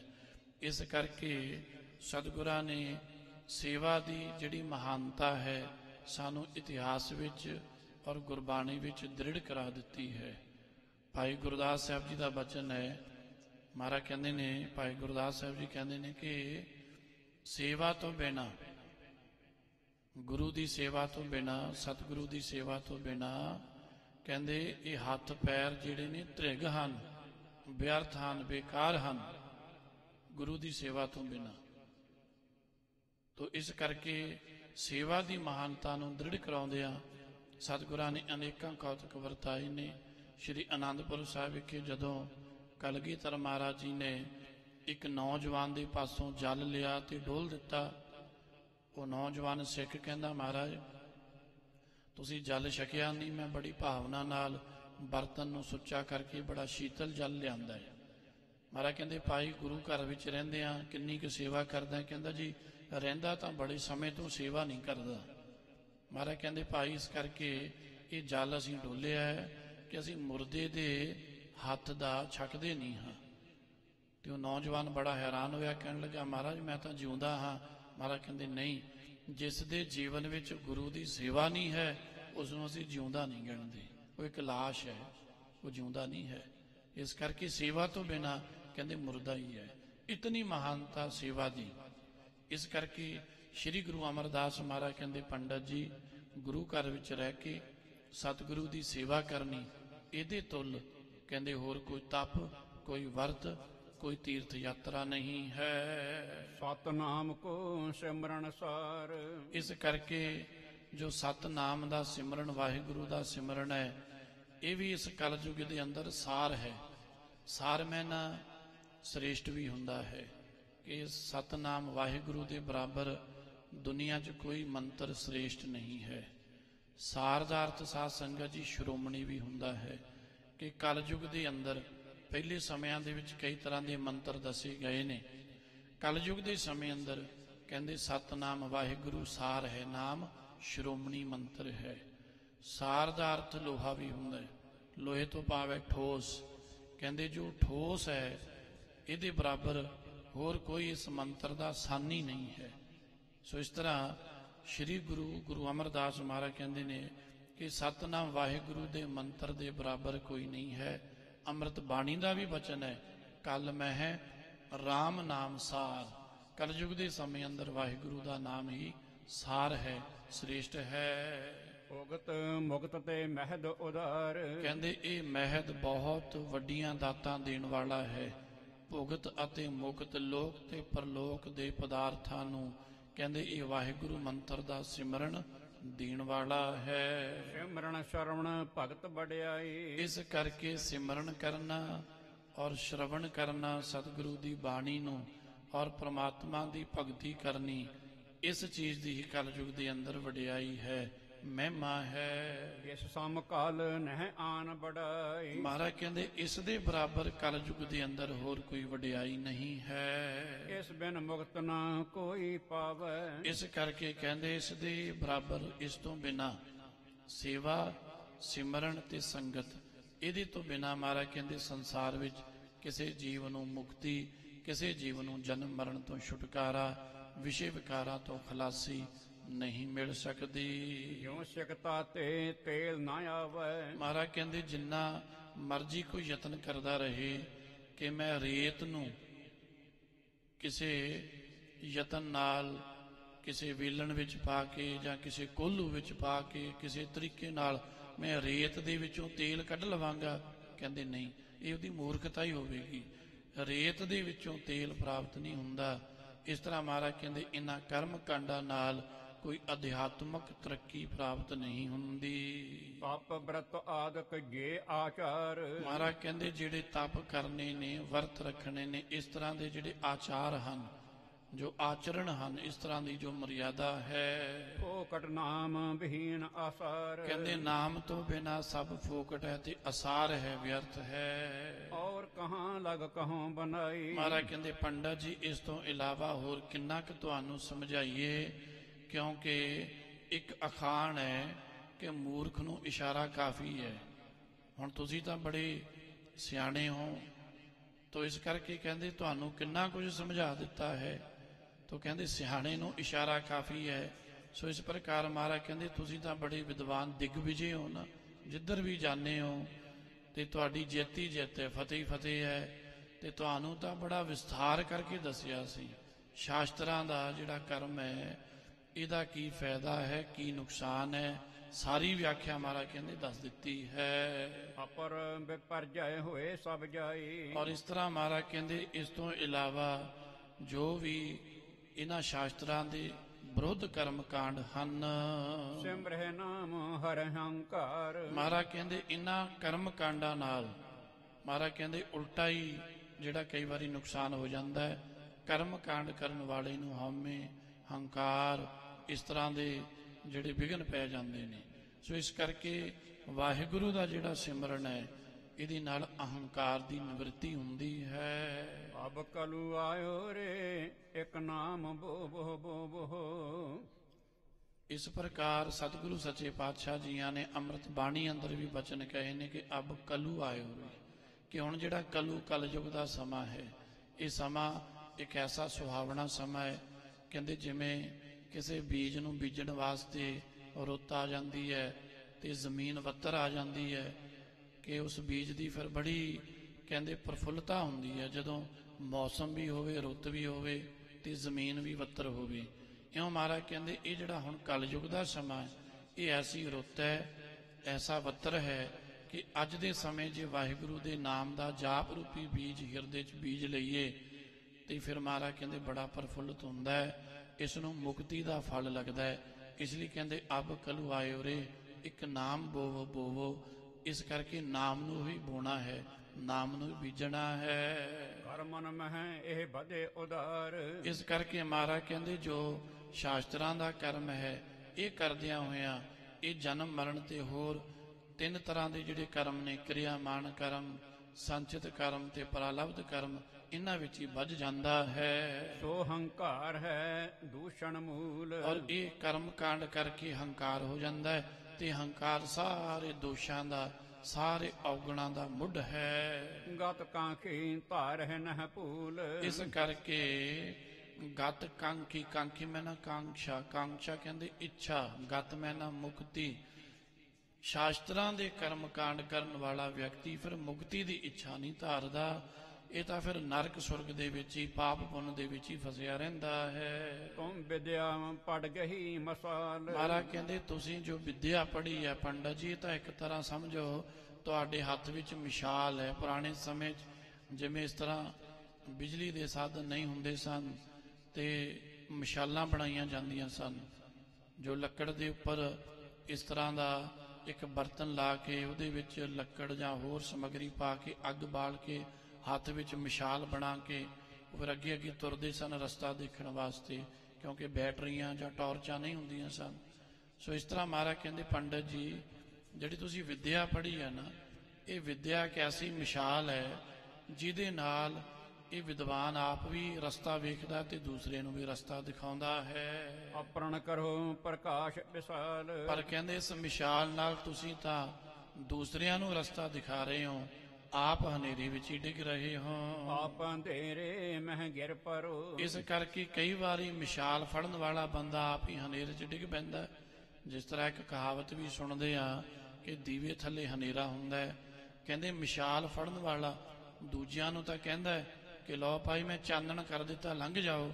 ਕਹਿੰਦੇ ਆਪ ਹਨੇਰੇ 'ਚ ਡਿੱਗ ਪੈਂਦਾ ਹੈ। ਔਰ ਨ ਕਹੋ ਜਗਤ ਤੁਮ ਤਰੋ। ਇਸ ਕਰਕੇ ਮਹਾਰਾਜ ਕਹਿੰਦੇ ਪੰਡਤ ਜੀ ਤੁਸੀਂ ਵਿੱਦਿਆ ਦੁਆਰਾ, ਧਰਮ ਗ੍ਰੰਥਾਂ ਤੇ ਸ਼ਾਸਤਰਾਂ ਦੇ ਗਿਆਨ ਦੁਆਰਾ ਦੂਸਰਿਆਂ ਨੂੰ ਤਾਂ ਕਹਿੰਦੇ ਹੋ ਕਿ ਭਾਈ ਸ਼ਾਸਤਰਾਂ ਦੀ ਮਰਿਆਦਾ ਨੂੰ ਕਮਾ ਕੇ ਸੰਸਾਰ ਤੋਂ ਪਾਰ ਹੋ ਜਾਓ। ਔਰ ਹੰਕਾਰ ਤੋਹੇ ਅਬ ਐਸੇ। ਔਰ ਮਹਾਰਾਜ ਕਹਿੰਦੇ ਤੁਹਾਨੂੰ ਤਾਂ ਹਿਰਦੇ ਵਿੱਚ ਹੰਕਾਰ ਹੋਇਆ ਪਿਆ ਹੈ। ਵਿਜੈ ਤਰਲੋਕੀ ਠਾਨੀ ਜੈਸੇ। ਜਿਸ ਤਰ੍ਹਾਂ ਤੁਸੀਂ ਮਨ ਵਿੱਚ ਇਹ ਖਿਆਲ ਬਣਾਈ ਬੈਠੇ ਹੋ ਕਿ ਮੈਂ ਤਾਂ ਤਿੰਨਾਂ ਲੋਕਾਂ ਦੇ ਵਿੱਚ ਹੀ ਫਤਿਹ ਪਾਉਣੀ ਹੈ, ਜਿੱਧਰ ਜਾਵਾਂ ਮੇਰੀ ਜੈ ਜੈਕਾਰ ਹੀ ਹੋਵੇ। ਕਹਿੰਦੇ ਇਸ ਤਰ੍ਹਾਂ ਦਾ ਹੰਕਾਰ ਤੁਸੀਂ ਇੰਨੀ ਵਿੱਦਿਆ ਪੜ੍ਹ ਕੇ ਕਰੀ ਬੈਠੇ ਹੋ, ਤੇ ਜੇ ਵਿਦਵਾਨ ਹੀ ਇੰਨਾ ਹੰਕਾਰੀ ਹੋ ਗਿਆ ਤੇ ਜਿਹੜਾ ਅਗਿਆਨੀ ਹੈ, ਜਿਹਨੂੰ ਵਿੱਦਿਆ ਹੀ ਨਹੀਂ ਆਉਂਦੀ, ਸ਼ਾਸਤਰਾਂ ਦਾ ਗਿਆਨ ਨਹੀਂ ਹੈ, ਉਹਦਾ ਭਲਾ ਕਿਵੇਂ ਹੋਵੇਗਾ। ਤੇ ਮਹਾਰਾਜ ਕਹਿੰਦੇ ਜੇ ਇਹ ਸ਼ਾਸਤਰਾਂ ਦੀ ਵਿੱਦਿਆ ਹਾਸਲ ਕਰਕੇ ਹੰਕਾਰੀ ਹੋਣਾ ਹੈ ਤੇ ਇਸ ਵਿੱਦਿਆ ਦਾ ਕੀ ਲਾਭ ਹੋਇਆ। ਮਨ ਨਹਿ ਜੀਤਿਓ ਸ਼ਤਰ ਵਿਸਾਲ। ਅਸਲ ਵਿੱਚ ਮਹਾਰਾਜ ਕਹਿੰਦੇ ਤੁਸੀਂ ਤਿੰਨਾਂ ਲੋਕਾਂ ਨੂੰ ਜਿੱਤਣ ਵਾਸਤੇ ਤਾਂ ਤੁਰ ਪਏ ਹੋ, ਪਰ ਆਪਣੇ ਮਨ ਨੂੰ ਤੁਸੀਂ ਜਿੱਤਿਆ ਹੀ ਨਹੀਂ ਹੈ। ਮਨ ਨੂੰ ਜਿੱਤਣਾ ਹੀ ਇਸ ਜੀਵਨ ਦੀ ਸਫਲਤਾ ਦਾ ਰਾਜ ਹੈ। ਆਪਰ ਜੀਤ ਬੇ ਕਿਆ ਫਲ ਪਾਲ। ਮਹਾਰਾਜ ਕਹਿੰਦੇ ਹੋਰਾਂ ਨੂੰ ਜਿੱਤਣ ਨਾਲ ਭਾਈ ਕੀ ਫਲ ਹੋਵੇਗਾ, ਕੀ ਪ੍ਰਾਪਤੀ ਹੋਵੇਗੀ। ਸਿੱਖ ਹਜ਼ਾਰੋਂ ਤਰੇ ਹਮਾਰੇ। ਇਸ ਕਰਕੇ ਹਜ਼ੂਰ ਸੱਚੇ ਪਾਤਸ਼ਾਹ ਮਹਾਰਾਜ ਕਹਿੰਦੇ ਪੰਡਤ ਜੀ ਆਪਣੇ ਮਨ ਨੂੰ ਜਿੱਤਣਾ ਹੈ। ਮਨ ਹੀ ਸਭ ਤੋਂ ਵੱਡਾ ਦੁਸ਼ਮਣ ਹੈ। ਜਿਸ ਤਰ੍ਹਾਂ ਸੁਮੇਰ ਪਹਾੜ ਤੇ ਸਿੱਧਾਂ ਨੂੰ ਗੁਰੂ ਨਾਨਕ ਸਾਹਿਬ ਮਹਾਰਾਜ ਕਹਿੰਦੇ ਨੇ ਮਨ ਜੀਤੇ ਜਗ ਜੀਤ ਐ ਸਿੱਧੋ ਬੇਸ਼ੱਕ। ਤੁਸੀਂ ਰਿੱਧੀਆਂ ਸਿੱਧੀਆਂ ਹਾਸਲ ਕਰ ਲਈਆਂ ਨੇ, ਜਿਸ ਪਾਸੇ ਵੀ ਜਾਂਦੇ ਹੋ ਤੁਹਾਡੀ ਜੈ ਜੈਕਾਰ ਹੁੰਦੀ ਹੈ। ਤੁਹਾਡੀਆਂ ਕਰਾਮਾਤਾਂ ਸ਼ਕਤੀਆਂ ਅੱਗੇ ਦੁਨੀਆ ਦੇ ਲੋਕ ਝੁਕਦੇ ਨੇ, ਪਰ ਤੁਸੀਂ ਆਪਣੇ ਮਨ ਦੇ ਹੱਥੋਂ ਹਾਰੇ ਬੈਠੇ ਹੋ। ਮਨ ਨੂੰ ਜਿੱਤਣਾ ਹੀ ਸੰਸਾਰ ਨੂੰ ਜਿੱਤਣਾ ਹੈ। ਮਨ ਦੀ ਜਿੱਤ ਹੀ ਇਸ ਜੀਵਨ ਦੀ ਜਿੱਤ ਹੈ। ਜਿਸ ਤਰ੍ਹਾਂ ਬੈਰਾਗ ਸ਼ਤਕ ਅੰਦਰ ਇਹ ਬਚਨ ਹੈ, ਕਹਿੰਦੇ ਮਨ ਰਿਪ ਜੀਤੇ ਸਭ ਰਿਪ ਜੀਤੇ। ਫਿਰ ਅਗਲੀ ਪੰਕਤੀ ਇਹੀ ਹੈ, ਅੱਖਰ ਉਹੀ ਨੇ, ਮਨ ਰਿਪ ਜੀਤੇ ਸਭ ਰਿਪ ਜੀਤੇ। ਸਵਾਮੀ ਭਰਤਰੀ ਕਹਿੰਦਾ ਹੈ ਕਿ ਕਠਿਨ ਘਾਲਣ ਤੋਂ ਬਾਅਦ ਮੈਂ ਇਸ ਨਤੀਜੇ ਤੇ ਪਹੁੰਚਿਆ ਹਾਂ ਕਿ ਜਿਸ ਨੇ ਆਪਣੇ ਮਨ ਰੂਪੀ ਰਿਪ ਨੂੰ ਜਿੱਤ ਲਿਆ ਹੈ। ਸਾਧ ਸੰਗਤ ਜੀ ਰਿਪ ਮੈਨਾ ਦੁਸ਼ਮਣ ਹੁੰਦਾ ਹੈ। ਕਹਿੰਦੇ ਜਿਸ ਨੇ ਮਨ ਰੂਪੀ ਦੁਸ਼ਮਣ ਨੂੰ ਜਿੱਤ ਲਿਆ, ਮਨ ਰਿਪ ਜੀਤੇ, ਕਹਿੰਦੇ ਸਮਝ ਲਓ ਸਭ ਰਿਪ ਜੀਤੇ, ਉਹਨੇ ਸਾਰੇ ਦੁਸ਼ਮਣ ਜਿੱਤ ਲਏ। ਦੂਸਰੀ ਪੰਕਤੀ ਦੇ ਅੱਖਰ ਉਹੀ ਨੇ ਪਰ ਅਰਥਾਂ ਦਾ ਫਰਕ ਹੈ। ਅਗਲੀ ਪੰਕਤੀ 'ਚ ਫਿਰ ਲਿਖਦੇ ਨੇ ਮਨ ਰਿਪ ਜੀਤੇ। ਇੱਥੇ ਜੀਤੇ ਦਾ ਅਰਥ ਹੈ ਜਿਉਂਦਾ। ਕਹਿੰਦੇ ਜਿਸ ਦਾ ਮਨ ਰੂਪੀ ਦੁਸ਼ਮਣ ਜਿਉਂਦਾ ਹੈ ਤੇ ਸਮਝ ਲਓ ਸਭ ਰਿਪ ਜੀਤੇ, ਉਹਦੇ ਸਾਰੇ ਦੁਸ਼ਮਣ ਹੀ ਜਿਉਂਦੇ ਹਨ। ਸੋ ਇਸ ਤਰ੍ਹਾਂ ਗੁਰੂ ਅਮਰਦਾਸ ਮਹਾਰਾਜ ਕਹਿੰਦੇ ਪੰਡਤ ਜੀ ਇਸ ਮਨ ਨੂੰ ਵਸ ਕਰਨਾ ਹੈ। ਤੇ ਵਸ ਕਿਵੇਂ ਹੁੰਦਾ ਹੈ? ਮਨ ਵਸ ਆਵੇ ਨਾਨਕਾ ਜੇ ਪੂਰਨ ਕਿਰਪਾ ਹੋਈ। ਇਸ ਲਈ ਮਹਾਰਾਜ ਕਹਿੰਦੇ ਨੇ ਸਿੱਖ ਹਜ਼ਾरों ਤਰੇ ਹਮਾਰੇ। ਜੋ ਹਮਾਰੇ ਪਾਸ ਭਾਵ ਇਸ ਗੁਰੂ ਨਾਨਕ ਸਾਹਿਬ ਦੇ ਘਰ ਵਿੱਚ ਆਉਂਦੇ ਨੇ ਔਰ ਗੁਰੂ ਨਾਨਕ ਸਾਹਿਬ ਜੀ ਦੀ ਸਿੱਖਿਆ ਨੂੰ ਸੁਣ ਕੇ ਆਪਣੇ ਜੀਵਨ ਵਿੱਚ ਧਾਰਨ ਕਰਦੇ ਨੇ, ਸੇਵਾ ਸਿਮਰਨ ਔਰ ਬੰਦਗੀ ਦੁਆਰਾ ਸੰਸਾਰ ਵਿੱਚ ਵਿਚਰਦੇ ਹੋਏ ਮਹਾਰਾਜ ਕਹਿੰਦੇ ਆਪਣਾ ਭਲਾ ਕਰ ਲੈਂਦੇ ਨੇ ਔਰ ਆਪਣੇ ਸੰਗੀ ਸਾਥੀਆਂ ਨੂੰ ਵੀ ਪਾਰ ਕਰਾ ਦਿੰਦੇ ਹਨ। ਸਤਿਨਾਮ ਜਪ ਨਿਰਹੰਕਾਰੇ। ਔਰ ਸਤਨਾਮ ਸੱਚੇ ਨਾਮ ਵਾਹਿਗੁਰੂ ਨੂੰ ਜਪ ਕੇ ਮਹਾਰਾਜ ਕਹਿੰਦੇ ਨਿਰਹੰਕਾਰ ਹੋ ਜਾਂਦੇ ਹਨ। ਪੰਡਤ ਡੂਬੇ ਗਿਣਤੀ ਮਾਹੀ। ਮਹਾਰਾਜ ਕਹਿੰਦੇ ਜਿਹੜੇ ਪੰਡਤ ਲੋਕ ਹੁੰਦੇ ਨੇ ਨਾ, ਜਿਨ੍ਹਾਂ ਪਾਸ ਖੁਸ਼ਕ ਗਿਆਨ ਹੈ, ਨਾ ਸੇਵਾ ਹੈ, ਨਾ ਸਿਮਰਨ ਹੈ ਔਰ ਨਾ ਹੀ ਅੰਦਰ ਭਾਵਨਾ ਹੈ, ਨਾ ਸ਼ਰਧਾ ਹੈ, ਸਿਰਫ ਗਿਆਨ ਬਹੁਤ ਹੈ। ਤਾਂ ਇਹ ਗਿਆਨ ਜਿਹੜਾ ਖੁਸ਼ਕ ਹੈ, ਇਹਦੇ ਨਾਲ ਨੁਕਸਾਨ ਹੀ ਹੁੰਦਾ ਹੈ ਨਾ। ਜਿਸ ਤਰ੍ਹਾਂ ਕੋਈ ਇਕੱਲਾ ਹੀ ਘਿਓ ਹੀ ਖਾ ਲਏ ਤੇ ਫਿਰ ਨੁਕਸਾਨ ਹੋਵੇਗਾ ਨਾ। ਇਸ ਕਰਕੇ ਫਿਰ ਜਿਹੜੇ ਵੈਦ ਲੋਕ ਹੁੰਦੇ ਨੇ, ਇਲਾਜ ਦੱਸਦੇ ਨੇ, ਉਹ ਕਹਿੰਦੇ ਤੇਰਾ ਜਿਹੜਾ ਰੋਗ ਹੈ, ਖੁਸ਼ਕੀ ਦਾ ਰੋਗ ਹੈ, ਇਹ ਘਿਓ ਖਾਣ ਨਾਲ ਦੂਰ ਤਾਂ ਹੋਵੇਗਾ, ਪਰ ਇਕੱਲਾ ਘਿਓ ਤੇਰਾ ਨੁਕਸਾਨ ਕਰੇਗਾ। ਇਸ ਕਰਕੇ ਇਸ ਨੂੰ ਆਟੇ ਵਿੱਚ ਮਿਲਾ ਲੈ, ਕੋਈ ਪਿੰਨੀਆਂ ਬਣਾ ਲੈ, ਕੋਈ ਗੁੜ ਵਿੱਚ ਰਲਾ ਲੈ, ਕਿਸੇ ਹੋਰ ਚੀਜ਼ ਵਿੱਚ ਪਾ ਲੈ, ਕਿਸੇ ਦੁੱਧ ਵਿੱਚ ਪਾ ਲੈ। ਘਿਓ ਅੰਦਰ ਜਾਣਾ ਚਾਹੀਦਾ, ਪਰ ਤਰੀਕੇ ਨਾਲ। ਇਉਂ ਮਹਾਰਾਜ ਕਹਿੰਦੇ ਜਿਹੜਾ ਸ਼ਾਸਤਰਾਂ ਦਾ ਇਕੱਲਾ ਗਿਆਨ ਹੀ ਗਿਆਨ ਹੈ ਨਾ, ਇਹ ਇਕੱਲਾ ਨੁਕਸਾਨ ਕਰ ਦਿੰਦਾ ਹੈ। ਇਸ ਕਰਕੇ ਇਸ ਗਿਆਨ ਦੇ ਨਾਲ ਸੇਵਾ, ਇਸ ਗਿਆਨ ਨਾਲ ਸੰਗਤ, ਇਸ ਗਿਆਨ ਨਾਲ ਬੰਦਗੀ, ਇਹ ਜ਼ਰੂਰੀ ਹੈ। ਨਹੀਂ ਤਾਂ ਇਕੱਲਾ ਗਿਆਨ ਜਿਹੜਾ ਹੈ, ਕਹਿੰਦੇ ਉਹ ਨੁਕਸਾਨ ਕਰ ਦਿੰਦਾ ਹੈ। ਇਸ ਕਰਕੇ ਸਤਿਗੁਰੂ ਸੱਚੇ ਪਾਤਸ਼ਾਹ ਮਹਾਰਾਜ ਕਹਿੰਦੇ ਪੰਡਤ ਡੁੱਬੇ ਗਿਣਤੀ ਮਾਹੀ। ਪੰਡਤ ਤਾਂ ਫਿਰ ਗਿਣਤੀਆਂ ਮਿਣਤੀਆਂ 'ਚ ਹੀ, ਵਿਚਾਰਾਂ ਦੇ ਵਿੱਚ ਹੀ, ਸ਼ਾਸਤਰਾਂ ਦੇ ਪਾਪ ਪੁੰਨ ਦੇ ਖਿਆਲਾਂ ਵਿੱਚ ਹੀ ਆਪ ਹੀ ਡੁੱਬ ਜਾਂਦੇ ਹਨ। ਔਰ ਹੰਕਾਰ ਧਾਰ ਬਹਿ ਜਾਹੀ। ਔਰ ਆਪਣੇ ਅੰਦਰ ਐਸਾ ਹੰਕਾਰ ਇਹਨਾਂ ਦੇ ਹੋ ਜਾਂਦਾ ਹੈ, ਤੋ ਮਹਾਰਾਜ ਕਹਿੰਦੇ ਇਹ ਤਾਂ ਸਮਝ ਲਓ ਬਹਿ ਜਾਂਦੇ ਹਨ, ਰੁੜੀ ਜਾਂਦੇ ਹਨ। ਹੁਣ ਪੰਡਤ ਨੇ ਹਿਰਦੇ ਵਿਚਾਰ। ਇਉਂ ਸਤਿਗੁਰੂ ਮਹਾਰਾਜ ਕਹਿੰਦੇ ਹੰਕਾਰ ਦੀ ਧਾਰਾ ਵਿੱਚ ਰੁੜ ਜਾਂਦੇ ਨੇ। ਹੰਕਾਰ ਦੇ ਵਿੱਚ, ਵਿਦਿਆ ਦੇ ਹੰਕਾਰ ਵਿੱਚ ਜੀਵਨ ਬਰਬਾਦ ਕਰ ਲੈਂਦੇ ਨੇ। ਐਸੇ ਇਲਾਹੀ ਬਚਨ, ਐਸੇ ਯਥਾਰਥ ਬਚਨ, ਐਸੀ ਸੱਚਾਈ ਨੂੰ ਜਦੋਂ ਇਸ ਬੇਣੀ ਪੰਡਤ ਨੇ ਸ੍ਰੀ ਗੁਰੂ ਅਮਰਦਾਸ ਸੱਚੇ ਪਾਤਸ਼ਾਹ ਜੀਆਂ ਦੀ ਪਾਵਨ ਰਸਨਾ ਤੋਂ ਸਰਵਣ ਕੀਤਾ ਹੈ, ਵਿਦਿਆ ਮਹਿ ਹੋਵਤ ਹੰਕਾਰ। ਮਨ ਦੇ ਵਿੱਚ ਇਹਦੇ ਵਿਚਾਰ ਆ ਗਿਆ ਹੈ, ਮਨ ਦੇ ਵਿੱਚ ਇਹਦੇ ਖਿਆਲ ਆ ਗਿਆ ਹੈ। ਕਿਉਂਕਿ ਸਤਿਗੁਰਾਂ ਨੇ ਇਕੱਲਾ ਉਪਦੇਸ਼ ਨਹੀਂ ਦਿੱਤਾ, ਇਹਦੇ ਤੇ ਤਰਸ ਵੀ ਖਾ ਲਿਆ ਹੈ, ਮਿਹਰ ਦੀ ਨਿਗਾਹ ਕਰ ਦਿੱਤੀ ਹੈ। ਸਤਿਗੁਰਾਂ ਦਾ ਬਚਨ ਹਿਰਦੇ 'ਚ ਪਹੁੰਚ ਗਿਆ ਹੈ। ਹੁਣ ਮਨ ਵਿੱਚ ਇਹਨੂੰ ਇਹ ਫੁਰਨਾ ਆ ਗਿਆ ਕਿ ਮੈਂ ਸੱਚਮੁੱਚ ਹੀ ਆਪਣੀ ਵਿਦਿਆ ਦਾ ਹੰਕਾਰ ਕਰ ਬੈਠਾ ਹਾਂ। ਨਿਰਹੰਕਾਰ ਪਰਮ ਪਦ ਪਾਵੈ। ਔਰ ਜੋ ਨਿਰਹੰਕਾਰ ਹੈ ਉਹੀ ਪਰਮ ਪਦ ਵੀ ਪਾ ਸਕਦਾ ਹੈ। ਜਿੰਨਾ ਚਿਰ ਅੰਦਰ ਅਹੰ ਹੈ, ਉਨਾ ਚਿਰ ਉਸ ਵਾਹਿਗੁਰੂ ਦਾ ਅਨੁਭਵ ਨਹੀਂ ਹੁੰਦਾ। ਇਸ ਜੀਵਾਤਮਾ ਦਾ ਕਲਿਆਣ ਨਹੀਂ ਹੋ ਸਕਦਾ। ਸਤਿਨਾਮ ਜਪ ਦੋਸ਼ ਨਿਸਾਵੈ। ਇਸ ਕਰਕੇ ਸਤਿਨਾਮ ਨੂੰ ਜਪ ਕੇ ਸਭ ਤਰ੍ਹਾਂ ਦੇ ਦੋਸ਼ ਜਿਹੜੇ ਨੇ ਉਹ ਦੂਰ ਹੋ ਸਕਦੇ ਹਨ। ਜਾਂ ਤੇ ਜਥਾ ਜੋਗ ਗੁਰ ਬਾਣੀ। ਇਸ ਕਰਕੇ ਜੋ ਗੁਰੂ ਦੀ ਬਾਣੀ ਹੈ, ਜੋ ਗੁਰੂ ਦਾ ਉਪਦੇਸ਼ ਹੈ, ਇਹ ਇਸ ਬਾਣੀ ਨਾਲ, ਇਸ ਸ਼ਬਦ ਦੀ ਕਮਾਈ ਨਾਲ ਯਥਾ ਯੋਗ ਇਸ ਜੀਵਨ ਦੀ ਸਫਲਤਾ ਹੋਵੇਗੀ। ਮੈਂ ਪਾਵਾਂ ਕਛ ਹੋਏ ਨਿਰਮਾਨੀ। ਇਸ ਕਰਕੇ ਹੁਣ ਮੈਂ ਇਸ ਬਾਣੀ ਨੂੰ, ਇਸ ਸ਼ਬਦ ਨੂੰ ਗ੍ਰਹਿਣ ਕਰ ਲਵਾਂ ਤਾਂ ਮੇਰਾ ਜੀਵਨ ਸਫਲ ਹੋ ਜਾਏਗਾ। ਐਸਾ ਖਿਆਲ ਸਤਿਗੁਰੂ ਦੀ ਕਿਰਪਾ ਨਾਲ ਇਸ ਬੇਣੀ ਪੰਡਤ ਦੇ ਅੰਦਰ ਪੈਦਾ ਹੋਇਆ ਹੈ। ਗੁਰ ਦਰਸ਼ਨ ਤੇ ਮਾਰਗ ਸੂਝਾ। ਕਹਿੰਦੇ ਇਹ ਗੁਰੂ ਦੇ ਦਰਸ਼ਨਾਂ ਦਾ ਫਲ ਹੈ। ਸਾਧ ਸੰਗਤ ਜੀ, ਗੁਰੂ ਦੇ ਦਰਸ਼ਨ ਕਰਨੇ, ਸਤਿਗੁਰੂ ਨੂੰ ਦੇਖਣਾ, ਦੀਦਾਰ ਕਰਨੇ, ਕਹਿੰਦੇ ਸਤਿਗੁਰਾਂ ਦੇ ਦਰਸ਼ਨਾਂ ਨਾਲ ਹੀ ਐਸਾ ਮਨ ਤੇ ਅਸਰ ਹੋ ਜਾਂਦਾ, ਐਸੀ ਬਖਸ਼ਿਸ਼ ਮਿਲ ਜਾਂਦੀ ਹੈ। ਸੋ ਇਸ ਕਰਕੇ ਸਤਿਗੁਰੂ ਸੱਚੇ ਪਾਤਸ਼ਾਹ ਜੀਆਂ ਦੇ ਦਰਸ਼ਨਾਂ ਨਾਲ ਭਾਈ ਸੰਤੋਖ ਸਿੰਘ ਸਾਹਿਬ ਕਹਿੰਦੇ ਨੇ ਮਾਰਗ ਸੂਝਾ। ਇਸ ਬੇਣੀ ਪੰਡਤ ਨੂੰ ਜੋ ਸਹੀ ਮਾਰਗ ਹੈ ਉਹ ਸੁੱਝ ਗਿਆ ਹੈ। ਜਿਵੇਂ ਗੁਰੂ ਅਰਜਨ ਸਾਹਿਬ ਜੀ ਦੇ ਬਚਨ ਨੇ ਕਿ ਐਸਾ ਗੁਰ ਬੜ ਭਾਗੀ ਪਾਇਆ। ਕਹਿੰਦੇ ਐਸਾ ਗੁਰੂ ਇਸ ਜਗਿਆਸੂ ਨੇ, ਇਸ ਸੇਵਕ ਨੇ ਵੱਡਿਆਂ ਭਾਗਾਂ ਨਾਲ ਪ੍ਰਾਪਤ ਕੀਤਾ ਹੈ। ਜਿਸ ਗੁਰੂ ਨੇ ਭੁੱਲਾ ਮਾਰਗ ਜਿਨੇ ਬਤਾਇਆ। ਭੁੱਲੇ ਹੋਏ ਨੂੰ ਸੱਚ ਦਾ ਮਾਰਗ ਜੋ ਦੱਸਣ ਵਾਲਾ ਗੁਰੂ ਹੈ, ਕਹਿੰਦੇ ਜਗਿਆਸੂ ਨੇ ਐਸੇ ਗੁਰੂ ਨੂੰ ਵੱਡਿਆਂ ਭਾਗਾਂ ਨਾਲ ਪ੍ਰਾਪਤ ਕਰ ਲਿਆ ਹੈ। ਭਇਓ ਦੀਨ ਉਪਦੇਸ਼ ਹੈ ਬੂਝਾ। ਇਉਂ ਕਹਿੰਦੇ ਜਦੋਂ ਦੀਨ ਹੋਇਆ, ਮਨ ਕਰਕੇ ਨਿਮਾਣਾ ਹੋ ਗਿਆ ਤੇ ਸਤਿਗੁਰੂ ਦੇ ਉਪਦੇਸ਼ ਦੀ ਸਮਝ ਆ ਗਈ ਹੈ। ਮੈਂ ਵਿਦਿਆ ਬਹੁ ਪਠੀ ਵਿਚਾਰੇ। ਔਰ ਮਨ ਵਿੱਚ ਖਿਆਲ ਬਣਾਇਆ ਤੇ ਸਤਿਗੁਰਾਂ ਦੇ ਸਨਮੁਖ ਕਹਿੰਦਾ ਹੈ, ਸੱਚੇ ਪਾਤਸ਼ਾਹ ਜੀ ਇਸ ਵਿੱਚ ਕੋਈ ਸ਼ੱਕ ਨਹੀਂ ਹੈ, ਮੈਂ ਬਹੁਤ ਵਿਦਿਆ ਪੜ੍ਹ ਚੁੱਕਾ ਹਾਂ। ਕਿਉਂ ਤਿਉ ਮਮ ਔਰ ਵਧਿਓ ਹੰਕਾਰੇ। ਔਰ ਜਿਵੇਂ ਜਿਵੇਂ ਮੈਂ ਵਿਦਿਆ ਪੜ੍ਹਦਾ ਗਿਆ, ਹਾਲਾਂਕਿ ਵਿਦਿਆ ਦੇ ਨਾਲ ਨਿਮਰਤਾ ਹੋਣੀ ਚਾਹੀਦੀ ਸੀ, ਵਿਦਿਆ ਨਾਲ ਅਹੰਕਾਰ ਦੂਰ ਹੋਣਾ ਚਾਹੀਦਾ ਸੀ। ਵਿਦਿਆ ਤਾਂ ਬਹੁਤ ਉੱਚੀ ਅਵਸਥਾ ਤੇ ਲੈ ਜਾਂਦੀ ਹੈ।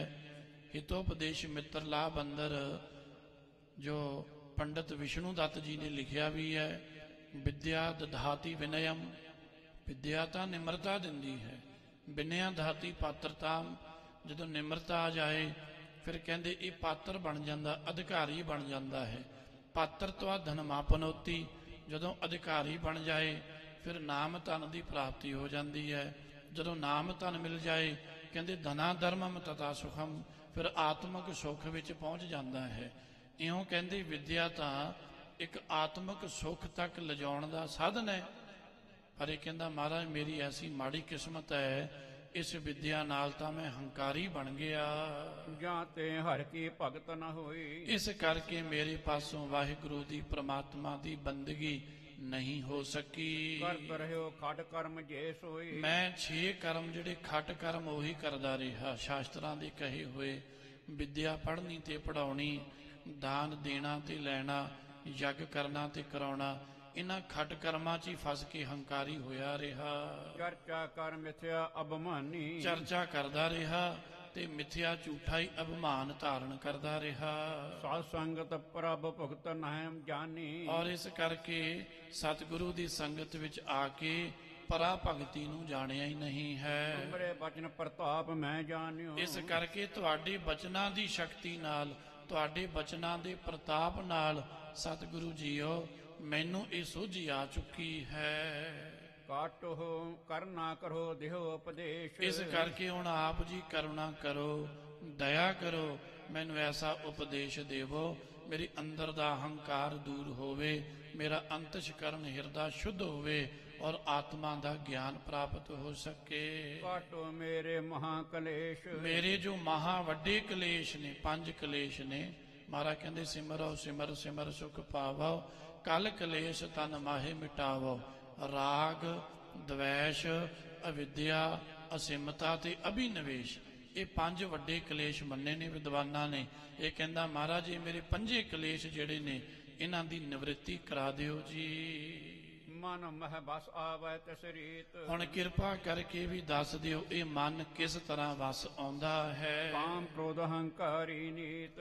ਜੋ ਮਨ ਕਾਮੀ ਕ੍ਰੋਧੀ ਤੇ ਹੰਕਾਰੀ ਬਣਿਆ ਹੋਇਆ ਨਿਤ ਪ੍ਰਤੀ, ਜਿਸ ਤੇ ਮੇਰੇ ਮਨ ਸੁਧ ਹੋਏ। ਐਸੀ ਕਿਰਪਾ ਕਰੋ, ਐਸਾ ਉਪਦੇਸ਼ ਦਿਓ ਜਿਸ ਨਾਲ ਮੇਰਾ ਮਨ, ਮੇਰੀਆਂ ਵ੍ਰਿਤੀਆਂ ਬਿਲਕੁਲ ਸ਼ੁੱਧ ਹੋ ਸਕਣ। ਕਿਰਪਾ ਕਰੋ ਸਿੱਖਿਆ ਦਿਓ ਸੋਏ। ਇਸ ਕਰਕੇ ਉਹ ਸਿੱਖਿਆ ਮੈਨੂੰ ਦੇਵੋ ਜਿਸ ਸਿੱਖਿਆ ਨੂੰ ਆਪਣੇ ਜੀਵਨ ਵਿੱਚ ਕਮਾ ਕੇ ਮੈਂ ਵਾਹਿਗੁਰੂ ਪ੍ਰਮਾਤਮਾ ਦੇ ਦਰਸ਼ਨ ਕਰਾਂ, ਆਪਣਾ ਜੀਵਨ ਸਫਲ ਕਰ ਸਕਾਂ। ਬੇਣੀ ਕੀ ਬਿਨਤੀ ਸੁਣ ਸ਼ਰੋਣ। ਆਪਣੇ ਕੰਨਾਂ 'ਚ ਬੇਣੀ ਪੰਡਤ ਦੇ ਇਹਨਾਂ ਬਚਨਾਂ ਨੂੰ ਸਰਵਣ ਕਰਕੇ ਬੋਲੇ ਸਤਿਗੁਰ ਕਰੁਣਾ ਭਾਉਨ। ਭਾਉਨ ਮੈਂ ਨਾ ਘਰ, ਕਹਿੰਦੇ ਜੋ ਕਰੁਣਾ ਦੇ, ਦਇਆ ਦੇ, ਤਰਸ ਦੇ ਘਰ ਨੇ ਸ੍ਰੀ ਗੁਰੂ ਅਮਰਦਾਸ ਮਹਾਰਾਜ ਇਸ ਬੇਣੀ ਦੇ ਬਚਨਾਂ ਨੂੰ ਸੁਣ ਕੇ ਤਰਸ ਦੇ ਘਰ ਵਿੱਚ ਆਏ, ਰਹਿਮਤ ਦੇ ਘਰ ਵਿੱਚ ਆ ਕੇ ਆਪਣੇ ਪਾਵਨ ਮੁਖਾਰ ਬਿੰਦ ਤੋਂ ਹਜ਼ੂਰ ਸੱਚੇ ਪਾਤਸ਼ਾਹ ਜੀਆਂ ਨੇ ਇਹ ਬਚਨ ਉਚਾਰਨ ਕੀਤੇ। ਜਿਤੇ ਮਨ ਵਿਕਾਰ ਕਰ ਨਾਸ਼। ਕਹਿੰਦੇ ਜਿਨ੍ਹਾਂ ਬਚਨਾਂ ਨਾਲ ਸਭ ਤਰ੍ਹਾਂ ਦੇ ਮਨ ਦੇ ਵਿਕਾਰ ਨਾਸ਼ ਹੋ ਜਾਂਦੇ ਨੇ। ਭਇਓ ਵਿਸਾਲ ਸੋ ਹਿਰਦੈ ਪ੍ਰਕਾਸ਼। ਕਹਿੰਦੇ ਇਹਨਾਂ ਬਚਨਾਂ ਨਾਲ ਹਿਰਦੇ ਵਿੱਚ ਪ੍ਰਕਾਸ਼ ਹੋ ਜਾਂਦਾ ਹੈ, ਵਿਕਾਰ ਨਾਸ਼ ਹੋ ਜਾਂਦੇ ਨੇ, ਅੰਤਸ਼ਕਰਨ ਜਿਹੜਾ ਹੈ ਬਿਲਕੁਲ ਸ਼ੁੱਧ ਹੋ ਜਾਂਦਾ ਹੈ। ਐਸੇ ਬਚਨ ਆਪਣੇ ਸੁਭਾਈ ਮਨ ਮੁਖ ਤੋਂ ਸ੍ਰੀ ਗੁਰੂ ਅਮਰਦਾਸ ਮਹਾਰਾਜ ਜੀਆਂ ਨੇ ਉਚਾਰਨ ਕੀਤੇ। ਜੋ ਬਚਨ, ਜੋ ਸ਼ਬਦ ਸੱਚੇ ਪਾਤਸ਼ਾਹ ਜੀਆਂ ਨੇ ਬੇਣੀ ਪੰਡਤ ਦੇ ਪ੍ਰਥਾਏ ਉਚਾਰਨ ਕੀਤਾ ਹੈ, ਇਹ ਪਾਵਨ ਸ਼ਬਦ ਮਲਾਰ ਰਾਗ ਅੰਦਰ ਆਦਿ ਸ੍ਰੀ ਗੁਰੂ ਗ੍ਰੰਥ ਸਾਹਿਬ ਜੀਆਂ ਦੇ ਅੰਦਰ ਮੌਜੂਦ ਹੈ, ਦਰਜ ਹੈ। ਔਰ ਇਹ ਸ਼ਬਦ ਦੀ ਵਿਚਾਰ ਆਪਾਂ ਅਗਲੇ ਸਮੇਂ ਵਿੱਚ ਸਰਵਣ ਕਰਾਂਗੇ। ਬੇਣੀ ਪੰਡਤ ਨੂੰ ਇਹ ਇਲਾਹੀ ਉਪਦੇਸ਼ ਦਿੰਦਿਆਂ ਸਤਿਗੁਰਾਂ ਨੇ ਸਾਡੇ ਤੇ ਕਿਰਪਾ ਕੀਤੀ ਹੈ। ਗੁਰੂ ਚਰਨਾਂ 'ਚ ਅਰਦਾਸ ਬੇਨਤੀ, ਸੱਚੇ ਪਾਤਸ਼ਾਹ ਜੀਓ ਕਿਰਪਾ ਕਰੋ। ਆਪ ਜੀਆਂ ਦੇ ਸਨਮੁਖ ਬੈਠ ਕੇ ਜੋ ਪੜ੍ਹਿਆ ਸੁਣਿਆ, ਪੜ੍ਹੀ ਸੁਣੀ ਵਿਚਾਰ ਹਿਰਦੇ ਵਸੇ, ਵਿਚਾਰ ਕਰਦਿਆਂ ਹੋਈਆਂ ਭੁੱਲਾਂ ਦੀ ਖਿਮਾ ਅੱਗੇ ਤੋਂ ਸਮਤ ਬਖਸ਼ਣੀ ਜੀ। ਆਓ 2 ਪੰਕਤੀਆਂ ਪੜ੍ਹ ਕੇ ਸਮਾਪਤੀ ਕਰੀਏ ਜੀ। ਬੇਣੀ ਕੀ ਬਿਨਤੀ ਸੁਣ ਸ਼ਰੋਣ। ਬੋਲੇ ਸਤਿਗੁਰ ਕਿਰਪਾ ਕਰੁਣਾ ਭਾਉਨ। ਵਾਹਿਗੁਰੂ ਜੀ ਕਾ ਖਾਲਸਾ, ਵਾਹਿਗੁਰੂ।